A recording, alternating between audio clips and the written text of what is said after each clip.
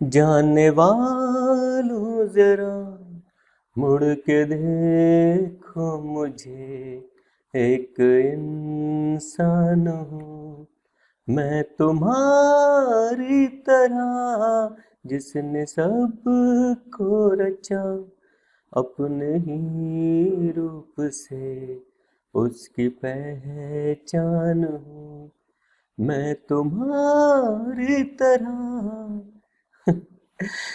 दोस्तों, कितना अच्छा लग रहा है आफ्टर लॉन्ग टाइम आप लोगों से मुलाकात हो रही है। तो मैंने सोचा कि जब शुरुआत करनी है तो गले को थोड़ा तर कर लिया जाए। हालांकि मैं कोई ट्रेन सिंगर नहीं हूँ, लेकिन शौकिया होता है ना, गुनगुनाते रहो, गाते रहो, गुनगुनाते रहो, खुश रहो। कुछ लोग तो ये भी लिख के जाएंगे सर कितनी बकवास करते हो। अब क्या करें, टीचर का काम यही होता है, हम क्या कर सकते हैं। तो दोस्तों, आज हमारी जर्नी शुरू कर रहे हैं फिर से। मतलब फिर से इसलिए बोलता हूँ कि हर साल ये जर्नी शुरू होती है, फिर अगले साल फिर से शुरू हो जाती है, फिर अगले साल फिर से शुरू हो जाती है, फिर अगले साल फिर से शुरू हो जाती है। फिर बहुत सारे टॉपिक हम कर लेते हैं, बहुत सारे टॉपिक रह जाते हैं। So no need to think about कि क्या हुआ, कितना रह गया, कितना नहीं हुआ। जस्ट फोकस ऑन जो हमें सिलेबस करना है, कितना मैक्सिमम हम अच्छे से कर सकते हैं। दूसरा, क्योंकि ये लेक्चर्स ऐसे नहीं है कि जहाँ 1-to-1 गाइडेंस चल रही है हमारे साथ, ऐसा कुछ चक्कर है।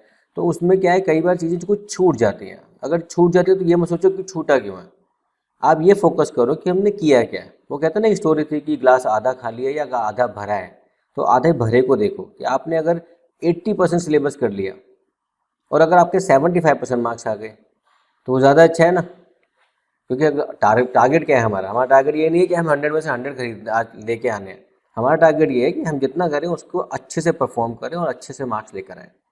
तो let's start our journey of income tax 2022-23, या जिसको हम बोल सकते हैं कि income tax for the assessment year 2023 से 24। हालांकि मैंने बड़ी कोशिश करी यार, मेरे को भी पैसे की ज़रूरत पड़ रही थी, ठीक है। तो पैसे की ज़रूरत पड़ती है तो हर कोई इंसान, आपको पता है कैसे कैसे काम करता है आजकल, वीडियो बना बना के कि पैसा दो, पैसा दो, पैसा दो, पैसा दो। मुझे भी ज़रूरत लगी, चलो मैंने कोशिश करी कि एक पेड कोर्स डाल दूँ। तो क्योंकि अंदर से आवाज़ नहीं आती कि पेड कोर्स डालने हैं, तो बड़ा सस्ता सा डाल दिया। और वो भी मैंने रिफ़ंड कर दिया बच्चे का पैसा कि भैया मेरे को नहीं लगता मैं पढ़ा पाऊँगा, बाय बाय, कोई बात नहीं। तो लेट्स स्टार्ट द जर्नी दोस्त। और अगर आपको लगता है कि मेरे प्रयास आपके हेल्पफुल होते हैं तो दोस्तों यह भूलना मत कि हर टीचर की तरह मेरी भी इच्छा होती है कि आप मेरे सब्सक्राइबर बेस बढ़ाओ, लाइक दो, कमेंट दो अच्छे अच्छे, और दोस्तों को ये चैनल शेयर करो, ठीक है। तो let's start the income tax journey for 2022-23 previous year and 2023-24 assessment year. इसमें जो बुक रेफर की जाएगी उसका लिंक मैंने नीचे डायरेक्ट लिंक दे दिया है। ये मैं सीए जो चार्टर्ड अकाउंटेंट इंस्टीट्यूट है उसका स्टडी मटेरियल फॉलो करने वाला हूँ मैं, और पढ़ाने के पर्पज से ही उनको मैंने रेफर किया है। So let's start. If I talk about this particular topic, जिसमें आपको क्या क्या करने को मिलता है,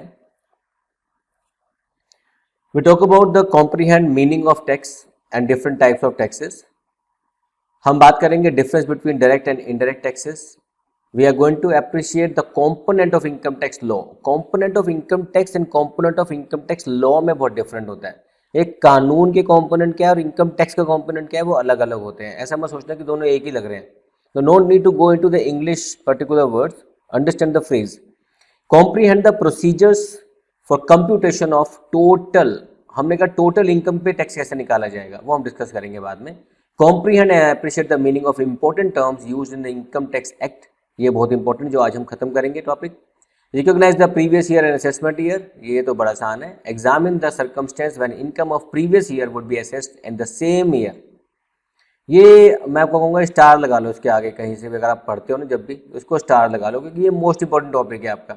मतलब यहाँ पे हम ये कहते हैं कि नॉर्मली प्रीवियस ईयर की इनकम पे असेसमेंट ईयर में टैक्स लगता है। तो क्या कुछ ऐसा हो सकता है कि असेसमेंट प्रीवियस ईयर की इनकम पे उसी साल टैक्स लग जाए? हो सकता है। Apply the rate of taxable income tax applicable on different components. इसको अगर आप जानते हैं तो नॉर्मली हम उसको इस तरह से फोकस करते हैं, हम लिखते हैं इसके लिए स्लैब्स।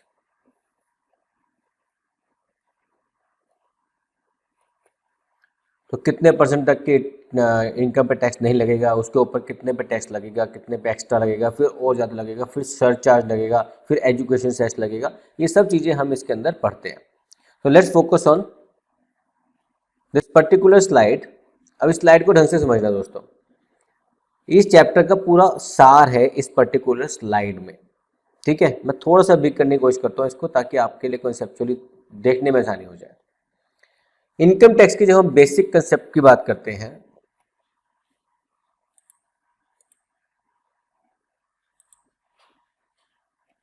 ओके, इनकम टैक्स की जब हम बेसिक कंसेप्ट की बात करते हैं,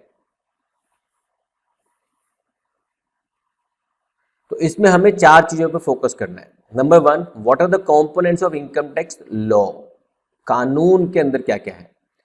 उसके बाद जब हम इनकम टैक्स को समझते हैं तो उसको कंप्यूट कैसे करते हैं, टैक्स को याद रखना, मैं डिस्कशन पे आया नहीं हूं, मैं सिर्फ ओवरव्यू दे रहा हूं आपको। तो इसके अंदर what are the steps for computation of total income and tax liability, इस पे हम आते हैं थोड़ी देर में। फिर important definitions and basis of charge rate of income tax, means rate of tax कितना है, स्लैब्स। अब होता क्या है, ये हमारे पास तरीके हैं ओवरव्यू इस चैप्टर के पूरे के, हम क्या क्या करेंगे इसके अंदर, लेकिन अगर समझे तो उसको उल्टा पढ़ना पड़ेगा हमको।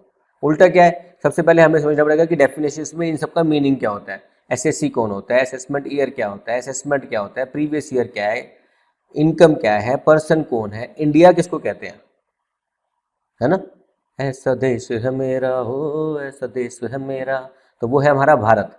तो हमारा भारत, हमारा इंडिया, इसके अंदर शामिल क्या क्या होता है। अरे सर लिखा था कश्मीर से कन्याकुमारी, ऐसा थोड़ी होता है, टेरिटरीज हैं, बहुत सारी चीज़ें हैं। इंडिया के नक्शे के बाहर भी जाओगे तो हमारे पास बहुत सारी जगह ऐसी जो इंडिया के पार्ट माने जाते हैं। तो वो सब चीज़ें हमें इसमें थोड़ा ओवरव्यू डिस्कस करना होता है। तो let us understand some basic portion today, जहां हम बात करते हैं कि हमारे पास, अभी ओवरव्यू देखो, देखो हमारे पास लॉ में क्या क्या शामिल होता है। सर हमने कहा इनकम टैक्स एक्ट शामिल होता है 1961, सॉरी 81 नहीं 61। एनुअल फाइनेंस एक्ट शामिल होता है, इनकम टैक्स का रूल आता है, circular and notifications and legal decisions, ये सब चीज़ें हमारे कानून का पार्ट है। इनकम टैक्स एक ऐसा लॉ है जिसके अंदर 5 कंपोनेंट शामिल हैं, उसका अपना एक्ट, उसका एनुअल फाइनेंस एक्ट क्योंकि गवर्नमेंट के साथ जुड़ा हुआ है, इनकम टैक्स का रूल भी है, सर्कुलर भी है, नोटिफिकेशंस जो हमारे एसएससी को भी जाते हैं, डिपार्टमेंट को भी जाते हैं, और लीगल डिसीजन क्या होगा अगर आपने कहा कि नहीं मैं इतना टैक्स नहीं दे सकता माय लॉर्ड, मैं नहीं दूंगा, जो करना कर लो मेरा, है ना। ऐसा नहीं होता, जो करना है कर लो नहीं सुने जाएगा। सर आपको जो टैक्स पे करना है वो करना ही पड़ेगा, हम इसके अंदर आपकी हेल्प नहीं कर सकते, you have to help yourself. Okay, so let's start the discussion ahead. सबसे पहली बात, what is the meaning of tax, what is the meaning of tax, ये बड़ा इंपॉर्टेंट पार्ट है। सर टैक्स का मीनिंग क्या होता है। पहली बात तो सब बच्चे कहेंगे नहीं दूंगा नहीं दूंगा, मुझे टैक्स नहीं देना सर, मैं टैक्स नहीं देना चाहता। अरे कौन देना चाहता है भैया, मत दो। फिर सवाल आएगा सर अगर मैंने इनकम ही नहीं कर रहा, मैं तो कॉलेज स्टूडेंट हूँ, मुझे क्यों टैक्स बढ़ा रहे हो, मेरा टैक्स तो बनता ही नहीं है, why should I bother about taxation right now. Sir क्यों हमारा सर खा रखा है आपने और सारे सिलेबसेस ने। तो सर एक रूल याद रखना, कल को अगर आपको टैक्स बचाना है तो टैक्स को पढ़ के तो बचा पाओगे, नहीं तो जाओ कंसल्टेंट को पैसे देते रहो कि सर मेरे पास इतने पैसे थे, इतना पैसा है। वो कहेगा ठीक है मैं तुम्हारा 50,000 का टैक्स बचवाऊंगा और उसके लिए मैं तुमसे 20% चार्ज करूंगा। तो तुमने बचाया क्या, खुद ही कर लो मेहनत, सीख लो, लाइफ लॉन्ग चलेगा ये तो, रिटायरमेंट तक चलेगा, उसके बाद भी इनकम आएगी तो भी चलता रहेगा, है ना। चलो अब डिस्कस करते हैं हम कहना क्या चाहते हैं इस टॉपिक के बारे में। ओके, कहाँ से शुरू करा जाए, यहाँ पे लिखते हैं। चलो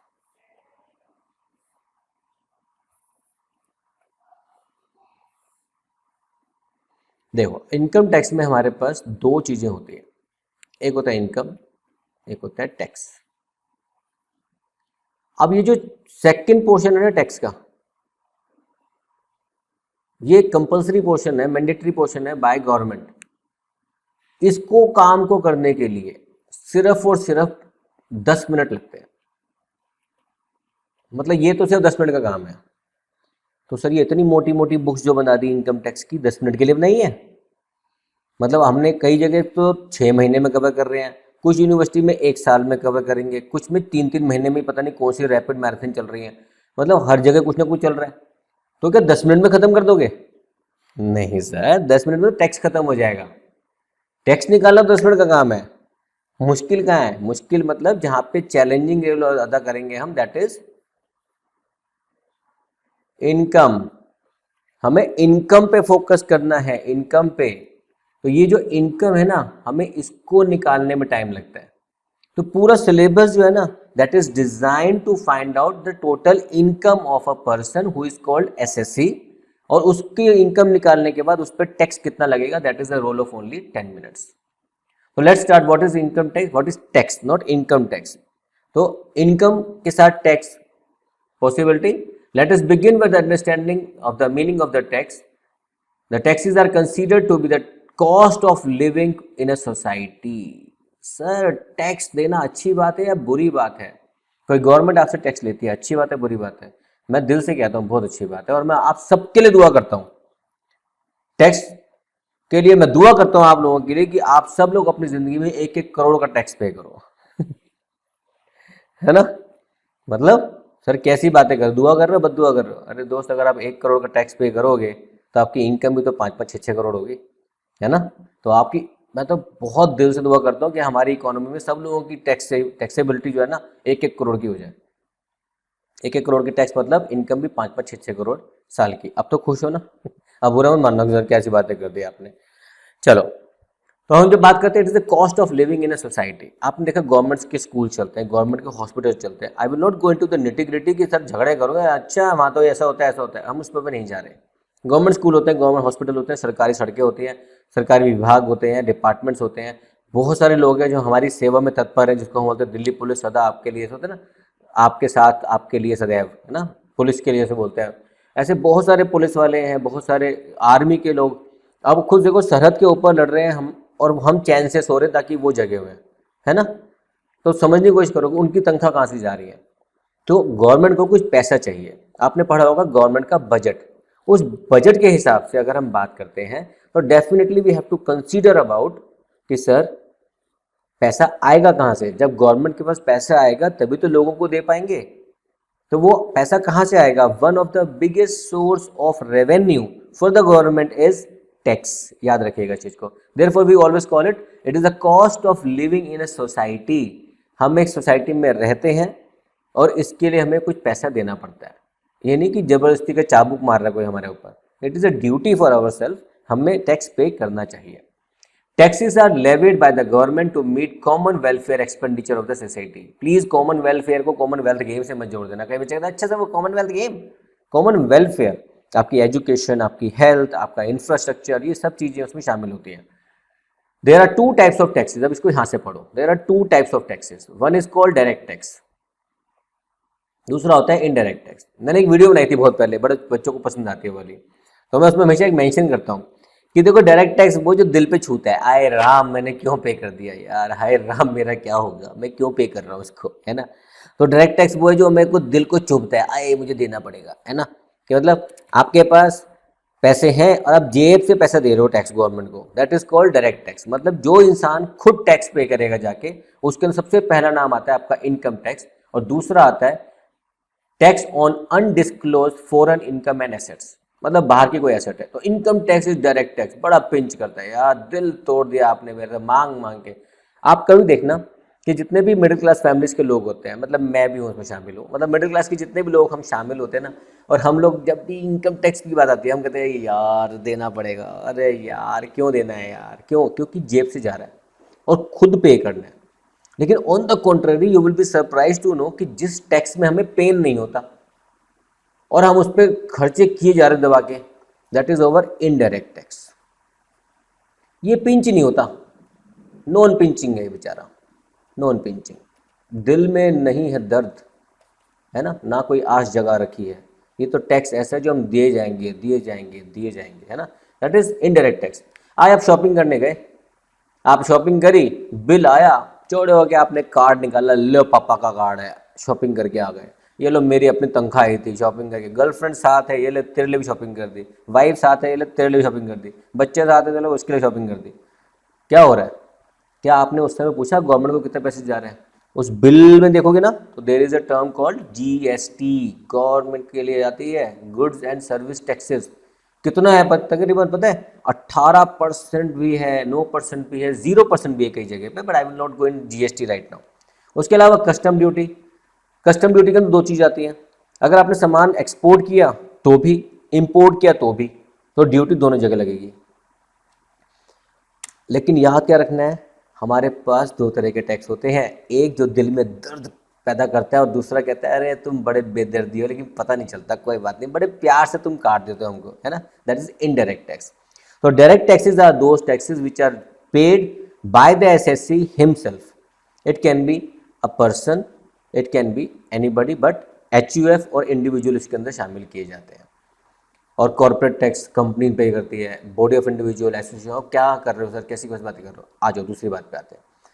तो क्वेश्चन ये उठता है कि सर आपने ये तो बता दिया कि इनकम के अंदर दो तरह के टैक्स आते हैं हमारे पास, लेकिन अब इसको लगाते कैसे हैं, मतलब why are the taxes levied, लगाते क्यों tax. The reason for levy of taxes is that they constitute the basic source of revenue to the government. जैसे मैंने आपको बोला कि रेवेन्यू का एक मेजर सोर्स है हमारा टैक्सेशन। अब इसकी डिटेल आप अपने आप पढ़ते रहना। चलिए, पावर ऑफ लेवी टैक्सेस। अब टैक्सेस की पावर क्या है, देखो मैं इसको ज़्यादा डिटेल में नहीं जाऊंगा, इसको छोड़ते हैं, हम इस पे आते हैं, ठीक है, टाइम पास नहीं करेंगे, आपको ये कंपोनेंट्स पे आता हूँ लेके। हमारे पास कंपोनेंट कौन कौन से हैं इनकम टैक्स लॉ के, हमारे पास इनकम टैक्स एक्ट 1961 है, एनुअल फाइनेंस एक्ट है, इनकम टैक्स रूल्स हैं, सर्कुलर्स हैं और legal decision of court. Court के जो लीगल डिसीजन है वो भी इसमें शामिल किए जाते हैं। नाउ इनकम टैक्स एक्ट 1961 कहता क्या है, क्योंकि हमारा फोकस तो यही है, आपका सिलेबस है, आप सीए कर रहे हैं, सीएस कर रहे हैं, आईसीडब्ल्यूए कर रहे हैं, सीएमए कर रहे हैं और बीए कर रहे हैं, बीकॉम कर रहे हैं, बीबीए कर रहे हैं, एलएलबी कर रहे हैं।